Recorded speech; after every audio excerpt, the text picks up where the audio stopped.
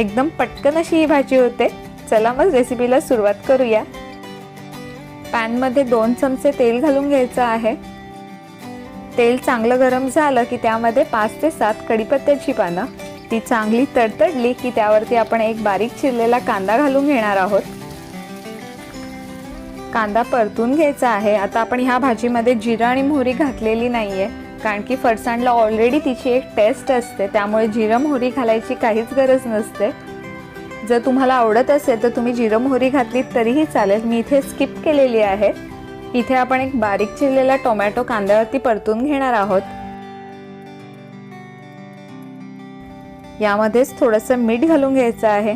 आता फरसाणमध्ये ऑलरेडी मिठाचं प्रमाण असतं, त्यामुळे आपण फक्त कांदा टोमॅटोला जेवढं मीठ लागेल तेवढंच मीठ या भाजीत घालणार आहोत, त्यामुळे मी खूपच कमी प्रमाणात मीठ वापरलेलं आहे। आता कांदा टोमॅटो पटकन मऊ व्हावा याच्यासाठी मी झाकण दिलेलं आहे। तुम्ही पाहू शकता एकदम मस्त असा कांदा टोमॅटो नरम झालेला आहे। मध्यम आचेवरती कांदा टोमॅटो परतून झाला की यावरती आपण बाकीचे जिन्नस घालून घेणार आहोत। अर्धा चमचा हळद, 1.5 चमचा होईल इतकं लाल तिखट, हळद आणि मसाला घालून झाला की परतून घ्यायचा आहे। आता ह्या भाजीत आपण कोणतेच खडे मसाले वापरलेले नाहीयेत, गरम मसाला वापरलेला नाहीये, कारण की फरसाणमध्ये एक तिची विशेष अशी टेस्ट असते, त्यामुळे या भाजीमध्ये कोणतेच मसाले घालायची गरज लागत नाही। सर्व मसाले घालून परतून झाले की यामध्ये आपण थोडंसं पाणी ऍड करणार आहोत। इथे मी पाव वाटी पाणी घातलेलं आहे। पाणी घालून पुन्हा एकदा झाकण देऊन आपण एक वाफ काढून घेणार आहोत, त्यामुळे सर्व मसाले चांगले शिजतील।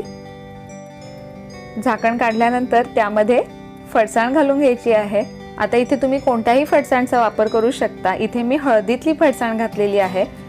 येलो कलरची फरसाण आहे, ही विशेष तिखट नसते, त्यामुळे मी मसाल्याचं प्रमाण जास्त वापरलं होतं।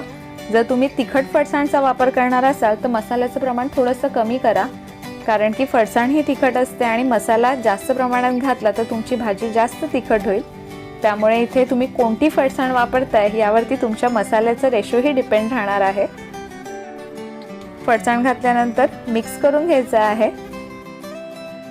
आता यामध्ये मी पुन्हा एकदा अर्धी वाटी होईल इतकं पाणी घालते आहे। अगदीच चमच्यात मोजलं तर 3-4 चमचे होईल इतकं पाणी आपण ह्यामध्ये ऍड करतो आहोत, कारण की आपल्याला भाजी एकदम ड्राय नकोय, त्यामुळे मी इथे थोडंसंच पाणी घातलेलं आहे। आपण भाजी एकदम ड्राय ही करत नाही आहोत आणि एकदम लिक्विड फॉर्म मध्येही आपल्याला ही भाजी नकोय, त्यामुळे पाण्याचं प्रमाण कमी घातलेलं आहे। आता यावरती झाकण देऊन अगदीच 3 ते 4 मिनिटांसाठी एक वाफ काढून घ्यायची आहे।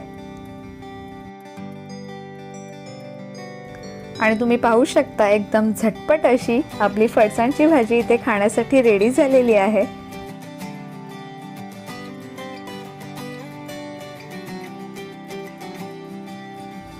बारीक चिरलेली कोथिंबीर घालून सर्व करा। परफेक्ट अशी फरसाणची भाजी खूप कमी वेळात तयार होते आणि चवीला तर अप्रतिम लागते। कशी वाटली आजची रेसिपी नक्की कमेंट करून सांगा। पुन्हा एकदा भेटूया एका नवीन रेसिपी सोबत, तोपर्यंत धन्यवाद।